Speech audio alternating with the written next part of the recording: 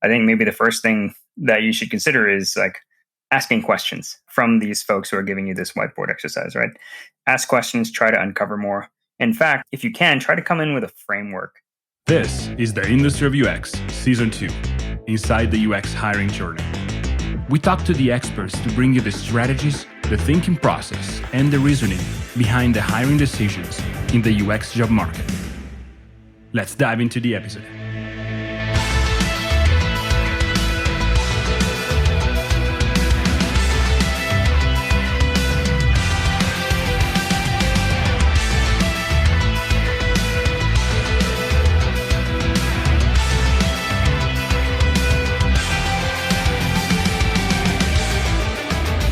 Hello, you wonderful UXers. Welcome back to another episode of the Industry of UX. I'm your host, Filippo. I'm really glad to be here with you today. So we have covered a lot of great topics so far in Season 2. One of the hot ones that is brought up very often is the whiteboard exercise. I know we talked about it in the past, but we have not done an appropriate deep dive yet. So today, I brought my colleague Ray Gonzales, lead UX designer at Zappos, to go over the infamous whiteboard exercise. Okay, here is how this is going to go down. In the first part of the episode, we talked about what a successful whiteboard exercise looks like. In the second part, I actually put Ray through an impromptu whiteboard exercise, and he did really well. And all that despite the vague and generic prompt I gave him. So kudos to Ray. Ray also lays out a great framework that he uses to tackle this type of exercise. So if you struggle with finding the right approach under pressure or want to improve your whiteboarding skills, just keep listening. Let me know what you think about this episode by tweeting at IndustryUX. No offense to Android users, but if you have an iPhone, give us a 5-star rating and review on Apple Podcasts. It helps us produce a better show and bring the podcast to a bigger audience. Okay, on to the conversation with Ray. All right, so just to recap, the question that you asked was, have I ever done a live exercise? And why do I do live exercises? Yeah, you can ask your own questions and answer them too. That's awesome. Yeah. I'm just sitting here. Anyway, I interview myself. That's what I do. Exactly. Pretty often. Is this important? I don't know. Okay. Anyways, so yeah, actually, I have administered a couple of different live exercises, and it really depends on the type of role that we're looking for and the type of traits that we're looking for as well, right? The skills, the soft skills, and whatnot. I was thinking if I should go into like talking about the specific exercises that I've gone through, but I don't think it's that valuable at this point. But yes, no, I have definitely run some live exercises. And the reason why you'd run those live exercises are a couple of different things, right? Just looking at a person's portfolio, it's a little difficult to gauge how easy it might be to collaborate with them, but what exactly it is that they did. Because just showing your portfolio of work, you could easily hide amongst a big group and it would be difficult to tell exactly what you've done. And then furthermore, it helps to validate the skills that this person has presented in their portfolio. If they say that, oh yeah, they're a master at this thing, you might be able to challenge them and really validate and understand and gain confidence on that thing that they say that they are a master of. And if they're not a master of it, you can understand, oh, okay, well, what level do they actually sit on? And is that something that I can work with? Is that something that can grow? Or is that something that is like a complete blocker for this position? So it's almost an exercise in validation as a hiring manager of the skill set and the contribution that they will bring to the team. Yeah, no, definitely. It's definitely that gives you greater confidence. And then I think on another level too, it just kind of helps you to better understand this person. Yeah. How much of a culture fit are they? Or when I say culture fit, I don't necessarily mean that is the one thing you care the most about. But definitely, if they are a brilliant jerk, that's going to be a harder sell for them. That's true, yeah. I mean, if they are a brilliant jerk, you should hopefully be able to find that out through this exercise. And I guess thinking about it from the candidate's point of view as well, there is that same value, right? Like you can understand like, oh, well, is this person actually trying to work with me? Or is this person, I don't know, just acting like a brilliant jerk? or whatever it is that you might be trying to check for red flags around. Exactly. I know that you self-censored a few seconds ago about what exercises you have administered as a hiring manager, and then you said maybe that's not relevant. But I actually want to dig deeper into that. Like, can you bring just up one of those exercises that you have administered in the past, just to give an example of something that you found valuable in testing or challenging on the spot?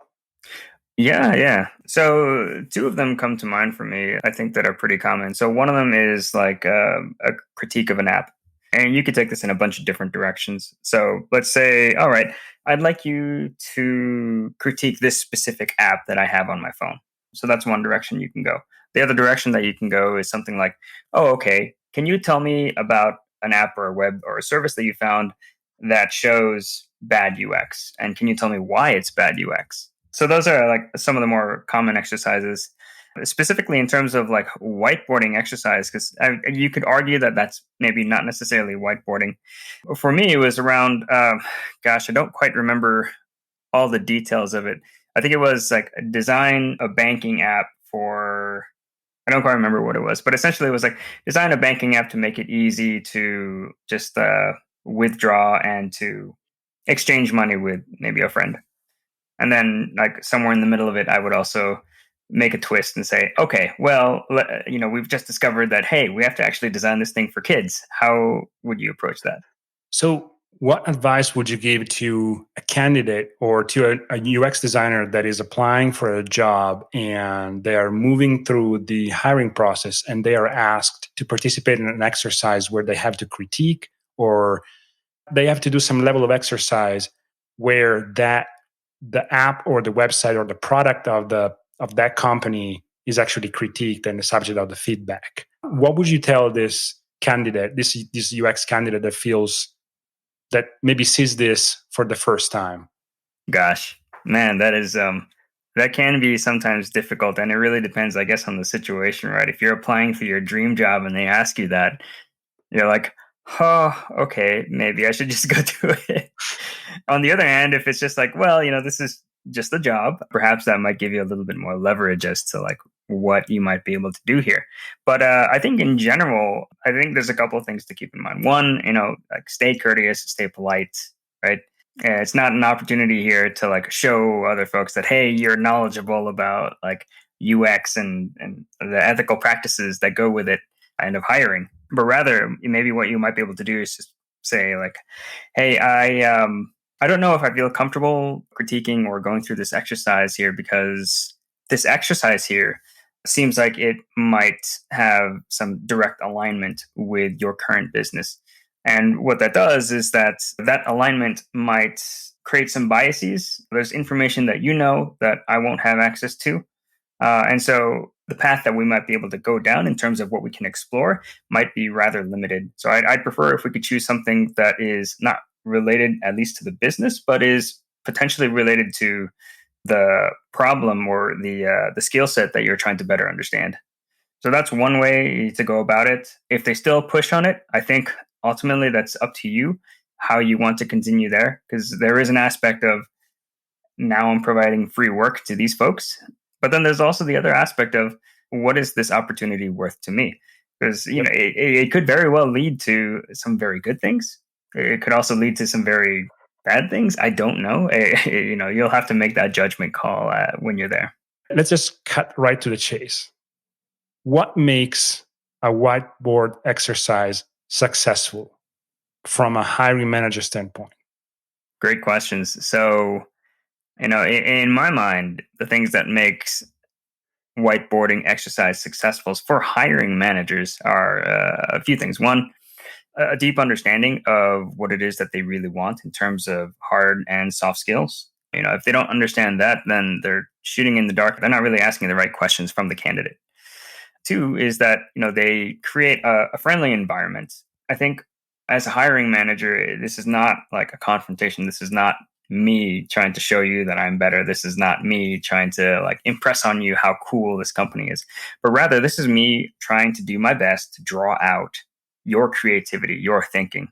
And so from that perspective, right, like the way that they should be approaching these interviews is that, oh, okay, well, I want this person to feel as comfortable as possible. I want them to be not nervous. I want them to understand that this is a conversation, not a critique.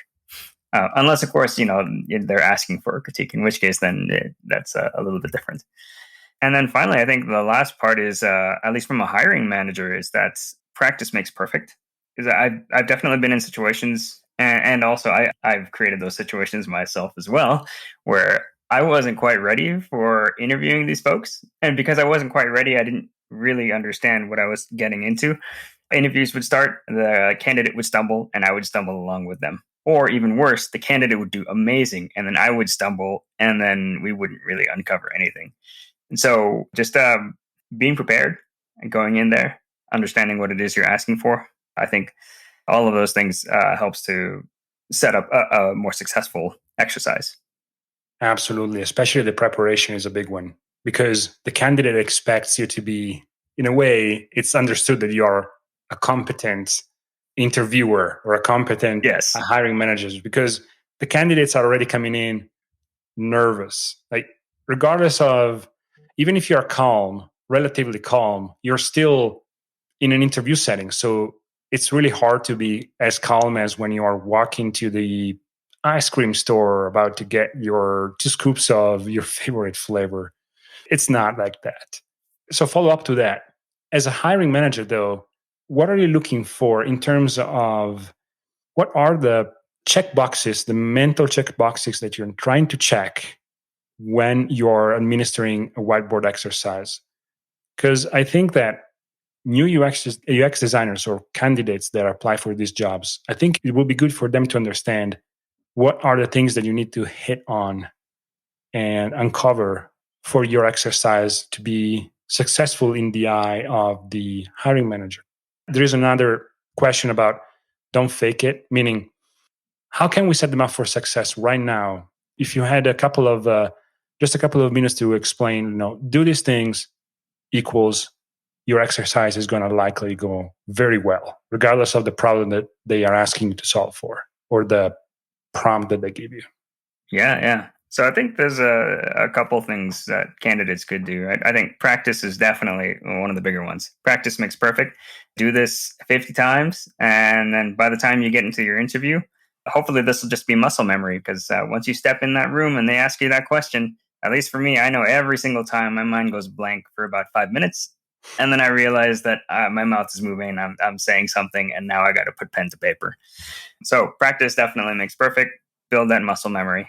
I think another thing to think about as well is like to understand the company and the culture, right? Depending on the company that you're applying to, they are looking for something specific, and they're also trying to solve like specific sorts of problems. So if we take Amazon, for instance, they're going to be solving a lot more like e-commerce type of problems. Whereas let's take a banking app, right? Chase, they're going to be concerned about different types of issues: security, trust, making sure that your money, you never mistakenly like drop your money somewhere that you don't intend to.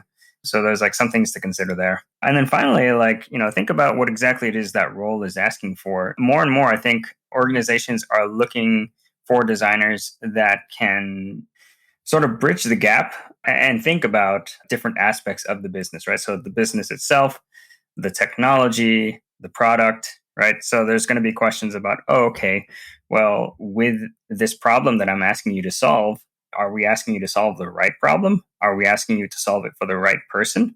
Does it actually add value to the company? And then, like, can we actually build this thing with the technology that we have?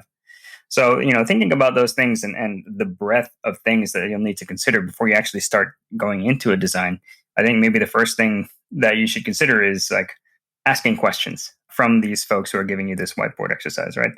Ask questions, try to uncover more. In fact, like if you can, try to come in with a framework.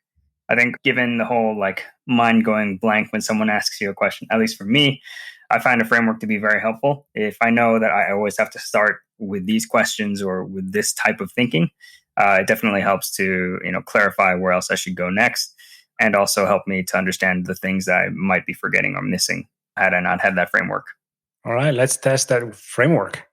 So for the next few minutes, I don't know, we don't have a lot of time left, but for the next few minutes, I'm going to be your hiring manager and you're going to be my candidate. Oh, man. All right. Fingers crossed that I get hired this time. All right. So I'm very biased against you. I know. Just right out of the bat. No, I'm just kidding. All right. So let's talk about it. So if I were the hiring manager, you are the candidate. Let's start by understanding that we don't have a whiteboard in front of us, so you're not going to be designing. But I want to show folks how you can. There is a lot of preparation work before you actually go up to the whiteboard. And you are probably one of my top 5 best question askers that I've ever met in my entire life, including in Italy. So yeah, like internationally, you are definitely my top 5. It's kind of hard to rank you because you have some fierce competition, but you're definitely my top 5. So folks, if you need to understand, if you need some lessons on how to ask questions, Ray is your go-to. It is amazing. So with that said, so now that I've set the bar really, really high for you. Yeah, I'm a little scared now. So what if I asked you to design a travel app? You have, normally we'll give you an hour or 30 minutes, whatever it is. But if you had to design a travel app. All right, that's it? Just travel app? Okay. That's the smallest possible prompt that I can give you. Okay, great. Should I sort of verbalize what I'm trying to think about? And okay. Mm-hmm.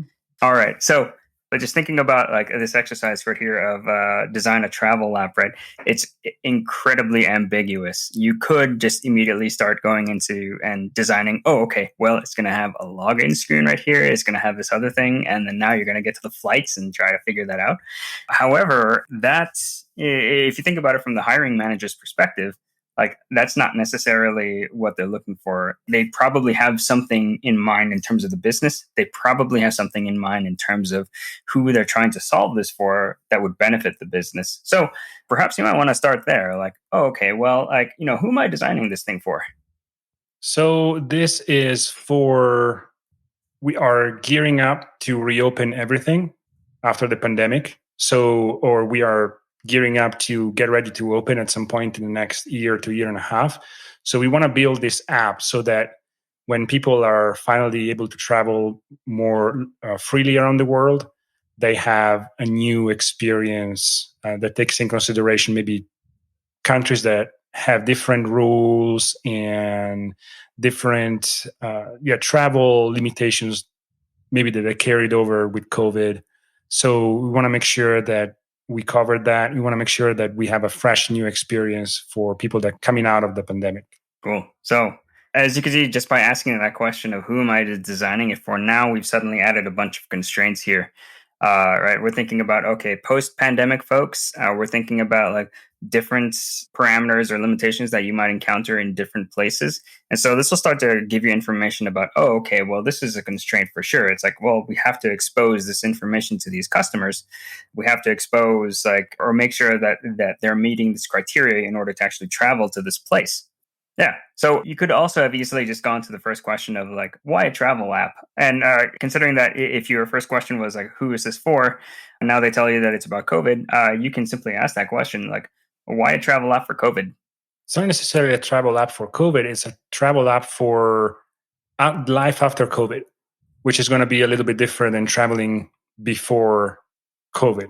Before we could go everywhere, didn't really have limitations other than visa or vaccinations that maybe if you went to some places in Africa or some parts of the world. But after COVID, there might be some limitations when it comes to vaccines. There could be some limitations when it comes to travel. Also, there might be limitations. We want to make sure that we have a way to tell people, places that hotels or cities or locations or traveling options that are safer than others, even after COVID, when it comes to disease or the possible spread of some leftover COVID. Okay, cool. So in this way, by the way, I'm pulling all this out of my ass, just so you know. So I'm spinning it out right now. So It could be like a traveling app for health conscious, or like for maybe for that type of person. I'm writing this down, although I guess I don't necessarily need to. This is just a force of habit. Okay. Anyways, so we've started to ask questions about like who this is for and why this is important for the business a little bit, right? There's a lot of questions that we can go down. So, for example, like one of the questions that I might be able to ask is like, oh, okay, well, is there a specific audience in mind? Because you said pandemic, folks. Is this limited to a specific region? U.S., Japan, India? US. Right. And there you go. You'll start to understand, okay, a little bit more about this. And then maybe you might also ask questions about like what are the constraints that we have to work around. So there could be legal constraints, and you might ask about that. And there also might be technological constraints too. It's like, okay, well, for this travel app, are we targeting like a specific platform, or is there a certain type of technology that we have to go through? We want to stay primarily on iOS at first because, according to our survey, people that use iOS are just at the right demographic that we want, which is like younger demographic, 18 to 35, health conscious, very well knowledgeable when it comes to news. And they also tend to be more conscious travelers. That's what we have determined. Okay. And so now you're starting to get, a lot more information. Like, given your current knowledge about COVID, about how people react to it, how, what the current medical recommendations are. Now you can start to think about additional questions that you might layer on there. Although there is one thing to keep in mind is that you have a time limit. You got to keep track of a time limit. So at a certain point, if you feel like you have enough information, you could start to say, okay, well, I think I have enough information here to go off of.